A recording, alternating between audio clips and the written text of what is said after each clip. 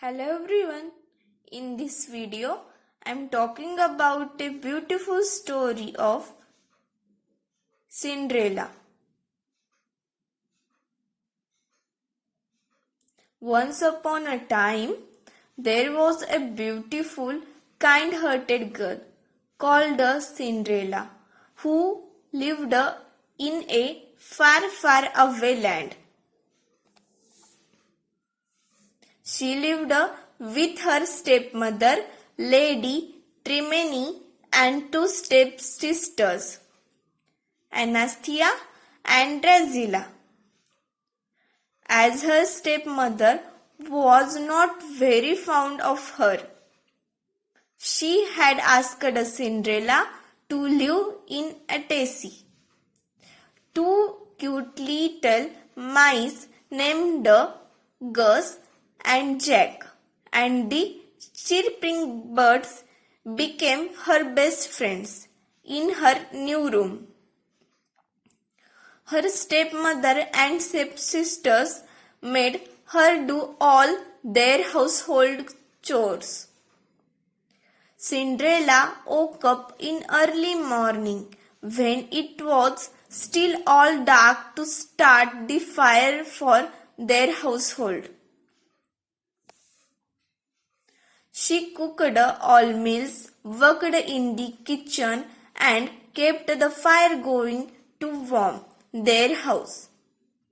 Poor Cindrella used to get ashes and cinders all over her clothes and body from the fire. People say her real name was Ella, but her stepsisters and stepmother called her Cindrella, as she always had cinders on her clothes.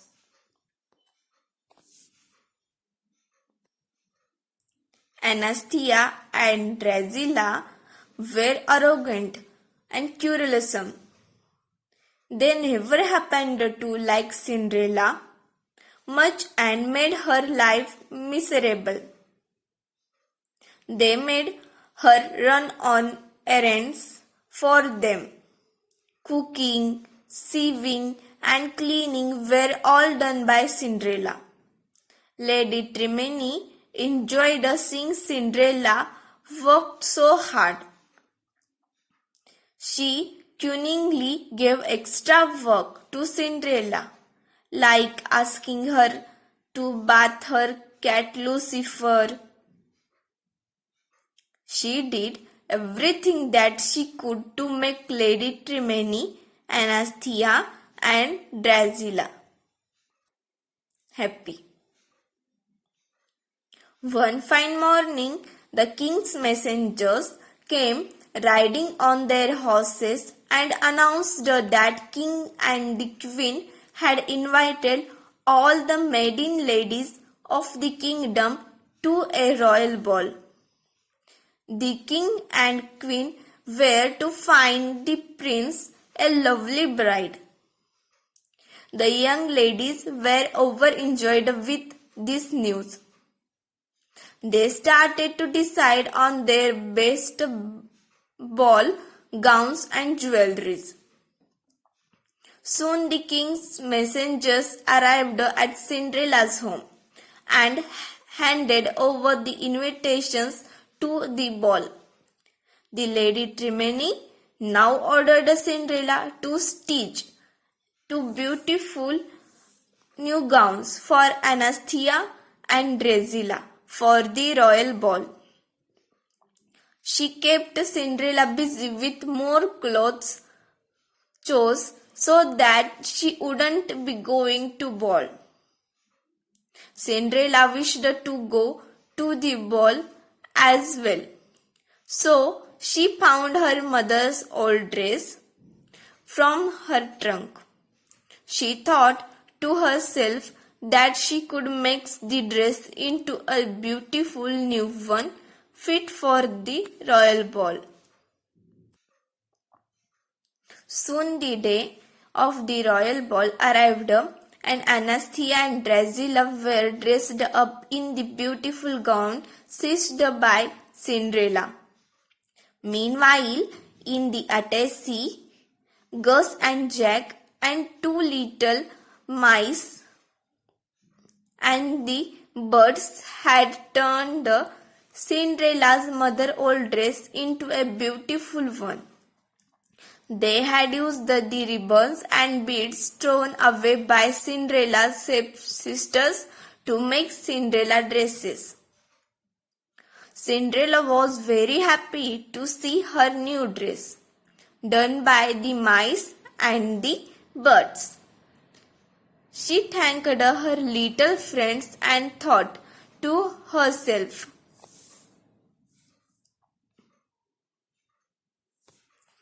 "That could go to ball now." But her stepsisters flew into a terrible rage when they saw her in that beautiful dress. They pulled out the ribbons and beads to destroy her dress. They ripped off the beautiful dress that Cinderella wore. Lady Tremaine did not stop her daughter. Instead, she watched them destroy Cinderella's dress. She left for the ball with her two daughters in a fine carriage, and Cinderella was left all done in the house. She felt bad and went to the garden. She starting to weep when she looked at her mother's dress ripped. She softly said to herself, "I wish I could also go to the ball." Suddenly, a fairy godmother appeared in the front of Cinderella. She told her that she showed up to make Cinderella's wish come true. The fairy godmother touched Cinderella's head with her wand, and Cinderella was all clean and pretty right away. Her messy hair was tucked up nicely in golden band. With another tap of the wand, Cinderella's dress was turned into a gorgeous gown. Cinderella could not believe her own eyes. She looked so pretty in that beautiful gown and the amazing glass slippers that the fairy godmother created for her. But she didn't have a carriage to go to the ball. So the fairy godmother waved her magic wand on a pumpkin and turned it into a fine carriage for Cinderella. She tapped her wand on a little mice and turned them into Cinderella's carriage man.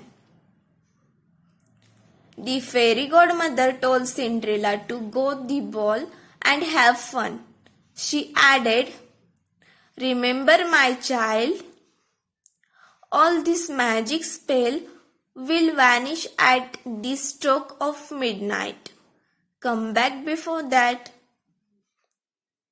Cinderella promised to be back before midnight and left happily for the ball in the carriage drawn by Gus and Jack.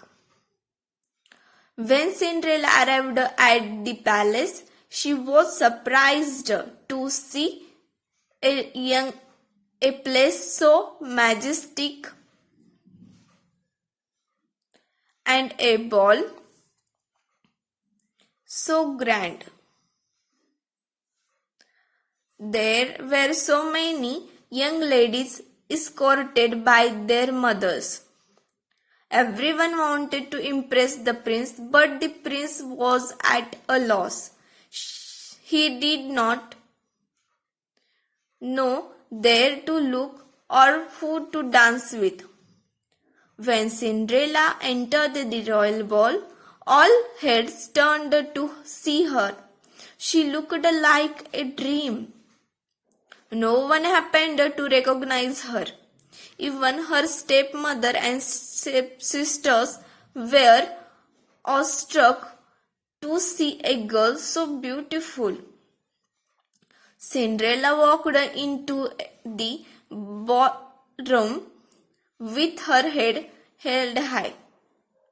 She looked so royal that everyone thought her to be some princess. The prince couldn't take his eyes off Cindrella. He walked to her and introduced himself. Cindrella bowed down and greeted the prince. He asked her out for a dance. They talked, laughed, and kept dancing to every song. The other young ladies at the ball became jealous of Cindrella. As the evening went on, Cindrella and Prince became more engrossed in each other's company. The prince was smitten by her charm and beauty. Cindrella had never been happier. Suddenly, she heard dong dong. It was the clock that was about to strike 12. She looked up at the big royal clock at the palace and found that it was almost midnight. She screamed, "Oh, it was almost midnight." She told the prince that she couldn't stay longer. She said, "I must go now." The prince couldn't near her Cindrella as the clock was loud enough. Cindrella bid him goodbye and ran down the stairs in the hurry. As she was hurrying down the stairs, one of her glass slippers came off her feet, but she didn't stop to pick it up and left the palace. The magic spell had started to wear off. The prince followed her to the stairs. "I don't even know your name," he called out to her. But she didn't turn back and seemed to have vanished into thin air in her carriage. The prince found her glass slippers on the stairs. He realized that it was the special glass slippers that could only fit Cinderella's foot.